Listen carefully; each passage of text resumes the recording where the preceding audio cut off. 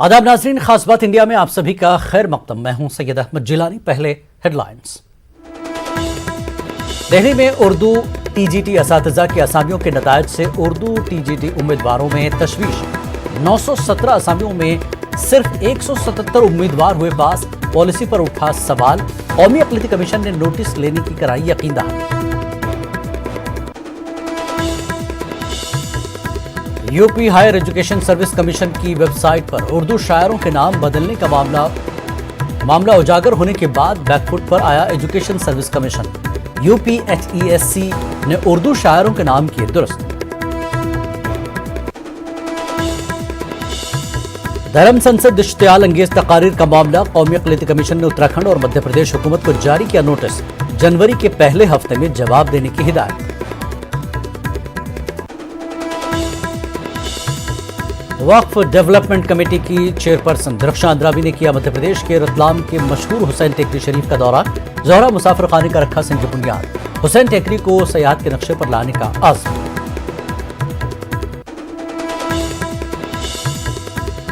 गाजियाबाद के मोरटा में करोड़ों की शराब जब्त। एक्साइज डिपार्टमेंट के ओहदेदारों की कार्रवाई। मामले की जांच जारी।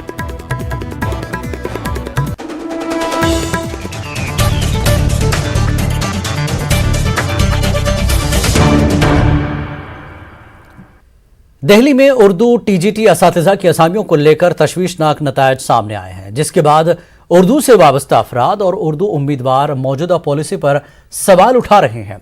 सियासत शुरू हो गई है। वहीं इस मामले में कौमी अक़लियती कमीशन ने भी अपनी तशवीश का इजहार करते हुए इस मामले का नोटिस लेने की यकीन दहानी कराई है। पिछले साल सितंबर में तकरीबन 3 साल के लंबे अरसे के बाद उर्दू की DSSB के जरिए 917 असामियां आई थीं, जिससे दिल्ली में उर्दू असातिज़ा की कमी का मसला हल होने की उम्मीद जगी थी, लेकिन नतीजे इसके बिल्कुल बरअक्स आए। 917 असामियों के लिए सिर्फ 177 उम्मीदवार ही पास हो सके हैं। मर्दों के ज़ुमरे में 346 असामियों के लिए 120 और ख़वातीन के ज़ुमरे में 571 असामियों के लिए सिर्फ 57 उम्मीदवार ही पास हुए हैं, जिसके बाद इस मामले में उर्दू हल्के में तशवीश पैदा हुई और उर्दू उम्मीदवारों ने पॉलिसी पर ही सवाल उठाना शुरू कर दिया और मांग की जाने लगी कि A कैटेगरी और B कैटेगरी दोनों को मिलाकर मेरिट लिस्ट बनाई जाए। बहुत बुरा लग रहा है, सिलेक्शन हमारा नहीं हो पा रहा है। हम वेल क्वालिफाइड हैं। DTPSB ने जो भी हमें एप्लीकेबल होने के लिए क्राइटेरिया सेट किया हुआ है वो सब हम बिल्कुल सीटेड क्वालिफाइड है सर। सीटेड हमने कई बार क्वालिफाई किया हुआ है। हमने seated first paper second paper भी क्वालिफाई कर रखा है। हालांकि हमारे लिए फर्स्ट पेपर की डिमांड नहीं होती हमारे पोस्ट के लिए, लेकिन हम वो भी क्वालिफाइड हैं। उसके अलावा हमारा BEd है। हम जो भी हमारे रास्ते में जो भी हार्डल्स उन्होंने रखे कि भाई क्लियर करके आपको आना है, हमने सब किया हुआ है। और मैं माननीय एजुकेशन मिनिस्टर मनीष सिसोदिया जी से यही रिक्वेस्ट करूंगी कि जो हमारी सिलेक्टेड लिस्ट दोबारा बनाई जाए। वन टाइम हम ये चाह रहे हैं, और जो सिलेक्टेड कैंडिडेट हैं उनसे हटकर हमारी अलग बनाई जाए, ताकि जो दोनों पार्ट A पार्ट 1 में मिलाकर पास हो रहे हैं उनका सिलेक्शन हो जाए। कंसर्न सब्जेक्ट उर्दू में 77 है। 77 नंबर में अपने 100 में से नेगेटिव मार्किंग के साथ 77 लेके बैठा हूँ, और मेरे फर्स्ट पेपर में 37.87 है, तो मैं सिर्फ 2.13 नंबर से रह गया हूँ। एज का मसला आ जाता है, फिर मैं तो वहीं लास्ट ही है मेरा, तो इसलिए मैं ज्यादा कोशिश कर रही हूँ कि इसके लिए कुछ ना कुछ हो जाए। कितनी बार आप दे चुके हैं? इससे 2 बार। मेरा कहना दिल्ली सरकार से, वजीर आला से और वजीर तालीम से सिर्फ ये मुद्दिबाना गुजारिश है कि आप जो खाली सीटें रह गई हैं, जो सिर्फ खाली सीटें रह गई हैं, आप उसमें हमें इस क्राइटेरिया में सहूलत देके, थोड़ी सी हमें सहूलत देके हमें इन सीटों पर हम ज्वाइन कराने के। पॉलिसी की खराबी, इम्तियाजी सलूक और उर्दू वालों में तशवीश के बीच सियासत भी शुरू हो गई है। मजलिस इत्तेहादुल मुस्लिमीन के सदर कलीमुल हफीज की तरफ से ट्वीट करके दिल्ली सरकार पर निशाना साधा गया कि दिल्ली में टीजीटी उर्दू के 917 असामियों के लिए 177 का ही क्वालिफाई करना बड़ी तशवीश की बात है। तो वहीं इस मामले में कौमी अक़लियती कमीशन ने भी नोटिस लेने की बात कही है। हम दिल्ली सरकार से ये जरूर कहेंगे, चीफ सेक्रेटरी को कहेंगे ये बात कि उर्दू पंजाबी के साथ कोई सोतेला व्यवहार नहीं होना चाहिए, और उर्दू और पंजाबी दिल्ली की दूसरी सरकारी जबान का दर्जा प्राप्त हैं, ये मुझे जानकारी है। बहुत समय से ये दिल्ली में 15 साल 20 साल से ये मांग दिल्ली में चल रही है और तथाकथित सेकुलरवादी पार्टियां और सेकुलर नेता इस पर खामोश भी रहते हैं। ये अपने आप में एक सवाल खड़ा करता है। खैर बहरहाल, लेकिन आपने मुझे बताया है, मैं इसका भी संज्ञान लूंगा और दिल्ली सरकार को डायरेक्शन देंगे कि अब तो कम से कम 20 साल हो गए, 25 साल हो गए, उर्दू और पंजाबी के साथ सौतेला व्यवहार बंद किया जाए। वन टाइम तो सरकार को इसमें रिलैक्सेशन देना चाहिए और एक बार ये तरमीम करके जो बची हुई वैकेंसी है इसमें ऐसा करना चाहिए ताकि ज्यादा से ज्यादा बच्चे सेलेक्ट हो सके, ज्यादा से ज्यादा टीचर रिक्रूट हो सके और बच्चों को टीचर मिल सके। सालों से ये वैकेंसी खाली पड़ी है और बोर्ड की तरफ से ऐसी कंडीशन लगा दी जाती है कि वो बच्चे पास ही नहीं कर पाते। ये हाल सिर्फ उर्दू टीजीटी उम्मीदवारों का नहीं है, बल्कि पंजाबी के टीचरों की हालत भी इससे जुदा नहीं है। पंजाबी के नतीजों के मुताबिक 382 असामियों के लिए सिर्फ 66 उम्मीदवार ही पास हुए हैं, जिससे पॉलिसी पर ही सवाल खड़ा हो गया है। दिल्ली में उर्दू, पंजाबी और संस्कृत को एकेडमिक जबान में तीसरी जबान का दर्जा हासिल है। जिस तरह के नताइज आए हैं उससे साफ है मौजूदा पॉलिसी से दिल्ली में असातिज़ा का बहरान कम होने के बजाय बढ़ने वाला है। अब ये दिल्ली सरकार पर है वो इसका हल कैसे निकालती है। क्या वो ए कैटेगरी और बी कैटेगरी यानी दोनों सेक्शन को जमकर कोई मेरिट बनाती है। कैमरामैन फिरोज वानी के साथ खुर्रम शहजाद, न्यूज़ 18।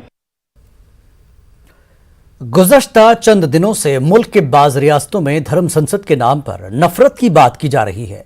पुरअमन फिजा को खराब करने वालों के खिलाफ कौमी अक़लियती कमीशन ने सख्त नोट लिया। कमीशन ने इस मामले में कार्रवाई करने की बात कही है।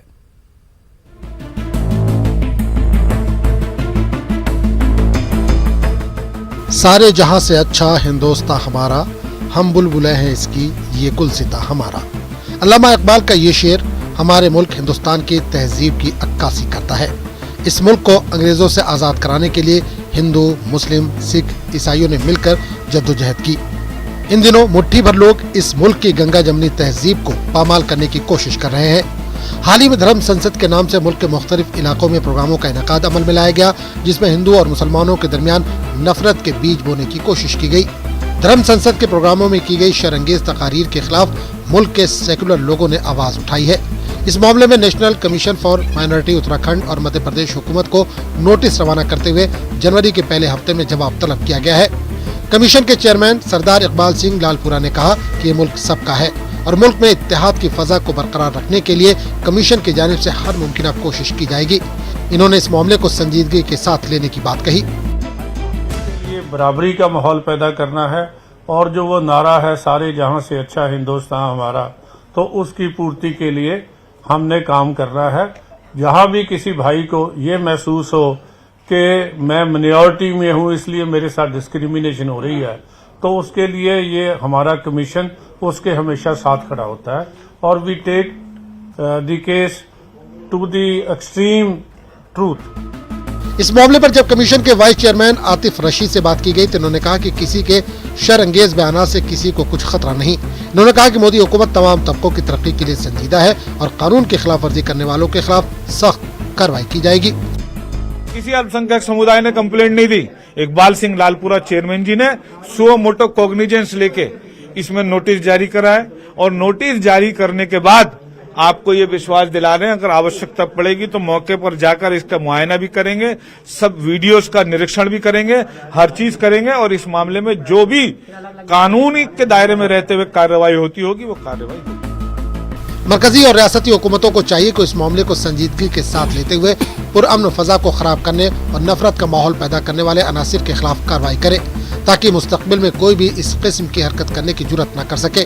अब आने वाला वक्त ही बताएगा कि हुकूमत कानून का इस्तेमाल करते हुए इस तरह की मजमूम हरकत करने वालों के खिलाफ किस तरह कानूनी शिकंजा कसेगी।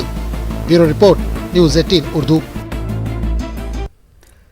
उर्दू के मशहूर शायर अकबर इलाहाबादी का नाम बदलकर अकबर प्रयागराजी करने का मामला उजागर होने के बाद UP higher education service commission अब बैकफुट पर आ गया है। एजुकेशन सर्विस कमीशन ने फौरी तौर पर कदम उठाते हुए अपनी वेबसाइट से इलाहाबादी शायरों के नाम से प्रयागराजी लफ्ज हटा दिया है। UP higher education service commission की वेबसाइट पर इलाहाबाद से ताल्लुक रखने वाले मशहूर शायरों के नाम बदलने और इलाहाबादी के जगह पर प्रयागराजी लिखने के मामले में एजुकेशन सर्विस कमीशन ने फिलहाल खामोशी इख्तियार कर रखी है। इलाहाबाद के अशोकनगर में वाक़ई कमीशन के सदर दफ्तर का गेट अंदर से बंद कर दिया गया है और किसी को अंदर जाने की इजाजत नहीं है। कमीशन के ऑफिशियल वेबसाइट पर मशहूर शायर अकबर इलाहाबादी, तेग इलाहाबादी और राशिद इलाहाबादी के नाम को बदलकर अकबर प्रयागराजी, तेग प्रयागराजी और राशिद प्रयागराजी कर दिया गया था।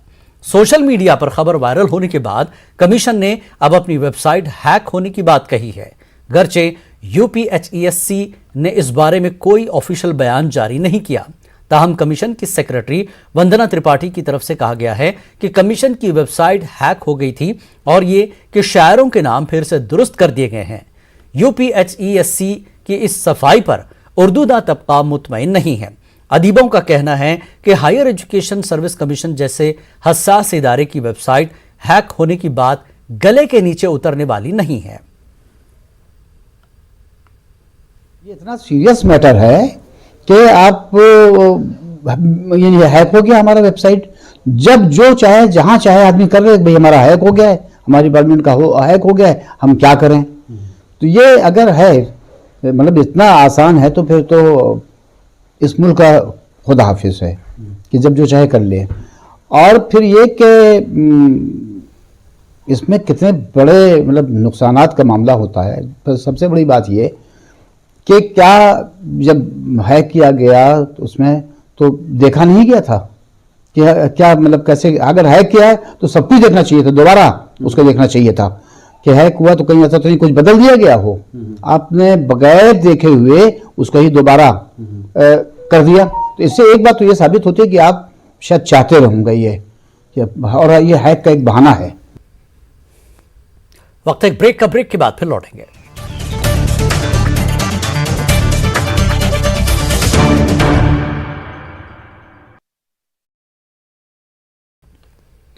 खास बात इंडिया में एक बार फिर आपका खैर मकदम है। मध्य प्रदेश के रतलाम के मशहूर हुसैन टेकरी शरीफ में ज़ायरीन को फराहम की जा रही सहूलियात में मुसलसल इजाफा हो रहा है। सेंट्रल और स्टेट वक्फ बोर्ड यहां आने वाले अकीदतमंदों के क़याम के लिए बेहतर इंतजामात करने में मसरूफ़ है। इसी कड़ी के तहत आज सेंट्रल वक्फ बोर्ड अरकान जावरा पहुंचे, जहां उन्होंने ज़ोहरा मुसाफिर खाने का संग बुनियाद रखा। इस मौके पर वक्फ डेवलपमेंट कमेटी की चेयरपर्सन दरख्शां अंद्राबी समेत कई अराकीन मौजूद थे। उन्होंने जावरा हुसैन टेकरी को सयाहत के नक्शे पर लाने की बात कही। यहाँ कम्युनिटी सेंटर, पार्क और अस्पताल जैसी सहूलियात फराहम की जाएंगी। दरख्शां अंद्राबी ने वक्फ अमलाक की डिजिटलाइजेशन को बड़ी सौगात करार दिया। रियासत हिंदुस्तान की है। हम ये कहना चाहेंगे आपके माध्यम से कि हिंदुस्तान में वक्फ की लैंड प्रॉपर्टी बहुत ज़्यादा है और उसको बचाने के लिए जो हमारे प्रधानमंत्री जी ने कदम उठाया है, जीएस मैपिंग, और आप देखते हैं कि ये आज तक किसी गवर्नमेंट ने नहीं किया कि आपके पास रिकॉर्ड डिजिटल हो।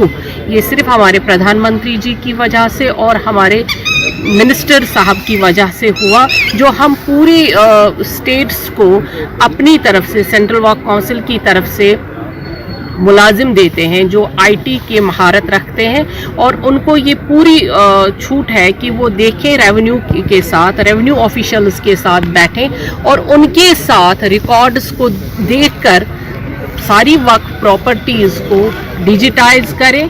और आईआईटी रुड़की को भी हमने हायर किया हुआ था, लेकिन जहाँ जहाँ जिस स्टेट में जो जहाँ चाहे वो उसको कर सकता है। ये हमारा जो एजेंडा होता है, हम जो एजेंडा भेजते हैं उसमें ये भी पॉइंट होता है कि ट्रिब्यूनल है नहीं है, आपकी बोर्ड बना है नहीं है, ये तमाम चीज़ें। तो अभी हम बोर्ड बनाने के लिए सेक्रेटरी से भी कल मुलाकात हुई थी हमारी, क्योंकि प्रोसेस जो है सेक्रेटरी माइनॉरिटी वेलफेयर की तरफ से शुरू होता है।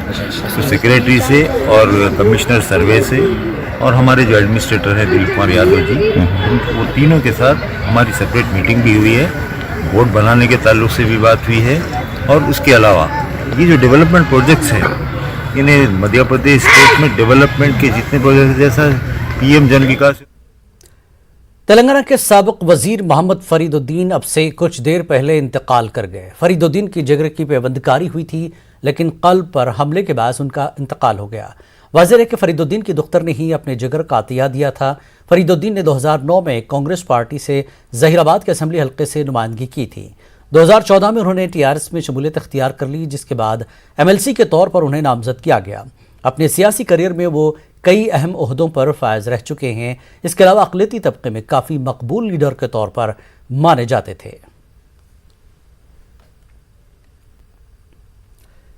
उर्दू अदब के मारूफ अदीब व शायर ज़फ़र अकबर आबादी दारफ़ानी से कूच करके उन्होंने उर्दू ज़बान की तरक्की के लिए कई कारनामे अंजाम दिए। ज़फ़र अकबर आबादी तंजीम जिगर अकेडमी के रुकन भी रह चुके हैं। ज़फ़र अकबर आबादी के इंतकाल को लेकर इल्मी और अदबी हल्के में एक खला पैदा हो गया। इल्मी और अदबी हल्के की सरकर्दा शख्सियतों ने ज़फ़र अकबर आबादी के इंतकाल को एक नाकाबिल तलाफ़ी नुकसान करार दिया।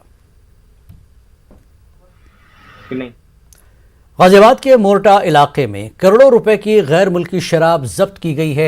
एक्साइज डिपार्टमेंट के अहदेदारों ने कार्रवाई करते हुए नेशनल हाईवे नंबर 58 पर वाक़े एक वेयर हाउस पर धावा करते हुए ये शराब जब्त की। मेरठ जोन के joint commissioner excise department Mahendra Singh ने बताया कि गैर कानूनी तौर पर बैरून मुल्क की शराब को रिटेल कारोबार करने वालों को सप्लाई की जा रही थी। उन्होंने बताया कि इस मामले में एक मुकदमा दर्ज कर लिया गया और तहकीकात जारी है। करोड़ों रुपए की जो शराब रखी है यह अवैध तो नहीं है, इसमें से ये चोरी से बेच रहे थे। यूपी में बेच नहीं सकते, जबकि ये उत्तर प्रदेश में बेच रहे थे, बेचते हुए पकड़े गए हैं, तो ये गलत है। इसमें इनके पास क्या लाइसेंस है? इनके पास भारत सरकार का लाइसेंस है, एक कस्टम बांड है। ये यहाँ से केवल कस्टम बांड को ही बेच सकते हैं, दूसरा जो लाइसेंस होल्डर होगा। और इस तरह 2-4 पेटी नहीं हो, फिर ट्रक का ट्रक माल जा सकता है पूरे थोक में। इन्होंने रिटेल में बेचा है, चोरी से बेचा। क्या इनके स्टॉक की भी जानकारी ली जा रही है? हाँ, स्टॉक की जानकारी तो ली जा रही है ना, कि ये सीज होगा ना पूरा माल। और आगे क्या कार्रवाई की जा रही है? इनके खिलाफ FIR दर्ज होगा, माल सीज होगा, आगे फिर पुलिस डिटेल में इसका। यहाँ पर अभी तक मालिक इनके यहाँ पहुंचे हैं, उन्होंने जानकारी दी है? नहीं, मालिक से बात हुई, उन्होंने केवल लाइसेंस हमें व्हाट्सएप से भेजा है कि हमारा वैध हो, वो है। इससे ज्यादा और कोई बात नहीं हो, अभी आने के लिए नहीं उन्होंने कहा है। जो कर्मचारी यहाँ पर मौजूद थे, हाँ, 2 कर्मचारी, उन्होंने कुछ भी नहीं था, कोई लाइसेंस नहीं, कोई रजिस्टर नहीं, कुछ भी नहीं। और काली पन्नियों में आपने देखा, वहां काली पन्नियों में बांध। जिंदगी के मुश्किल हालात से कई लोग परेशान होकर कई गलत कदम उठाने की कोशिश करते हैं, मगर यह मसले का हल नहीं है।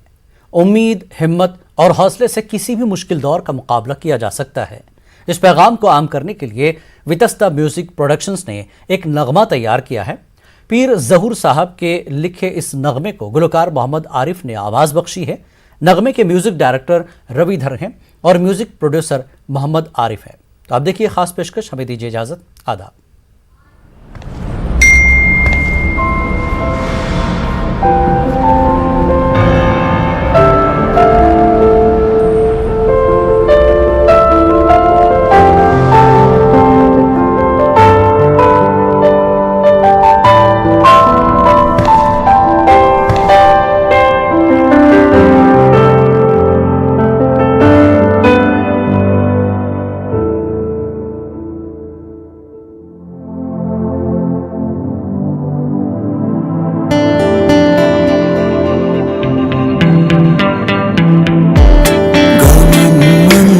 शादमानी याद था वो पयामे जिंदगी, पयामे जिंदगी याद था वो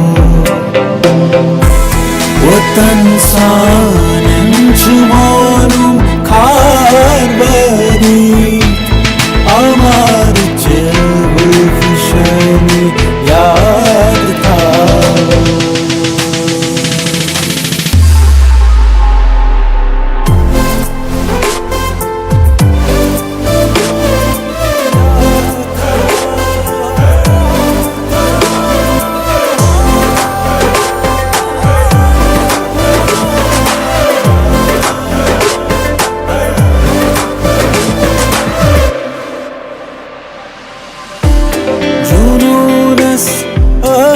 तनद कांत सूरा सुकून चे प्रक निशानी याद था। जमानस वार पूशन ताजदरी दिलन पठ हुकुमरानी याद था।